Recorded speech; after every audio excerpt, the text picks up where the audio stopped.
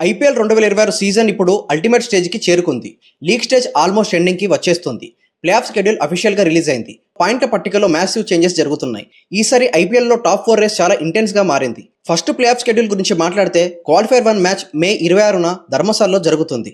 Eliminator match మే 27న new చండీగఢ్లో జరుగుతుంది. Qualifier 2 match మే 29న new చండీగఢ్లోనే జరుగుతుంది. మరి గ్రాండ్ ఫైనల్ మ్యాచ్ మే 31న అహ్మదాబాద్ నరేంద్ర మోడీ స్టేడియంలో గ్రాండ్గా జరగబోతుంది. ఇంట్రెస్టింగ్ మ్యాటర్ ఏంటంటే 2022, 2023, 2025 మరియు ఇప్పుడు 2026 ఐపీఎల్ ఫైనల్స్ కూడా అహ్మదాబాద్లోనే జరుగుతున్నాయి. నరేంద్ర మోడీ స్టేడియం మళ్ళీ ఐపీఎల్ 2026 ఫైనల్కి రెడీ అయింది. వరల్డ్స్ బిగ్గెస్ట్ క్రికెట్ స్టేడియం కాబట్టి బీసీసీఐ మళ్ళీ అహ్మదాబాద్నే ప్రిఫర్ చేస్తుందని రిపోర్ట్స్ వస్తున్నాయి. ఐపీఎల్ 2026 సీజన్ ఇప్పుడు క్లైమాక్స్ స్టేజ్కి వచ్చేసింది కాబట్టి ప్రతి మ్యాచ్ కూడా ఇప్పుడు ఫైనల్ లాగా మారిపోయింది. ఒక విన్ టీంని టాప్ 2కి తీసుకెళ్తుంది, ఒక ఓటమి డైరెక్ట్గా ఎలిమినేషన్ రౌండ్కి తీసుకెళ్తుంది.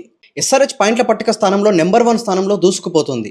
బుధవారం జరిగిన ఎస్ఆర్హెచ్ వర్సెస్ పంజాబ్ కింగ్స్ మ్యాచ్లో ఎస్ఆర్హెచ్ 33 పరుగుల తేడాతో టేబుల్ టాపర్ పంజాబ్ కింగ్స్ని ఓడించి 14 పాయింట్లతో నెంబర్ 1 స్థానానికి చేరింది. ప్రతి మ్యాచ్ గెలుపోవటములు పాయింట్ల పట్టిక స్థానంలో ఎన్నో మలుపులని తీసుకొస్తుంది. ప్లే ఆఫ్స్ రేస్లో ఇప్పుడు SRH, Punjab Kings, RCB, Rajasthan, Gujarat మరియు సిఎస్కే మధ్య హోరాహోరీ పోటీ నడుస్తుంది.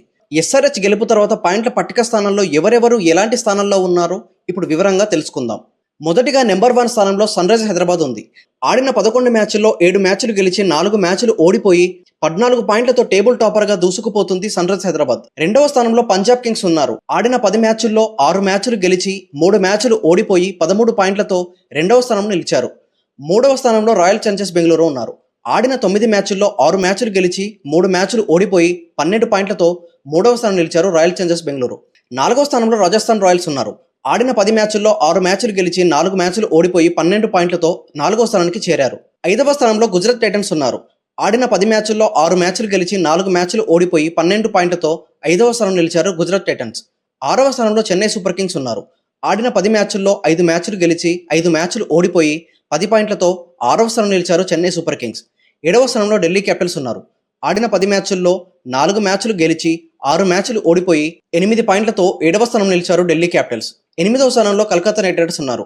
ఆడిన 9 మ్యాచ్ల్లో 3 మ్యాచ్లు గెలిచి 5 మ్యాచ్లు ఓడిపోయి 7 పాయింట్లతో 8వ స్థానం నిలిచారు కలకత్తా నైట్ రైడర్స్. 9వ స్థానంలో ముంబై ఇండియన్స్ ఉన్నారు. ఆడిన 10 మ్యాచ్ల్లో 3 మ్యాచ్లు గెలిచి 7 మ్యాచ్లు ఓడిపోయి 6 పాయింట్లతో 9వ స్థానం నిలిచారు ముంబై ఇండియన్స్. 10వ స్థానంలో లక్నో సూపర్ కింగ్స్ ఉన్నారు.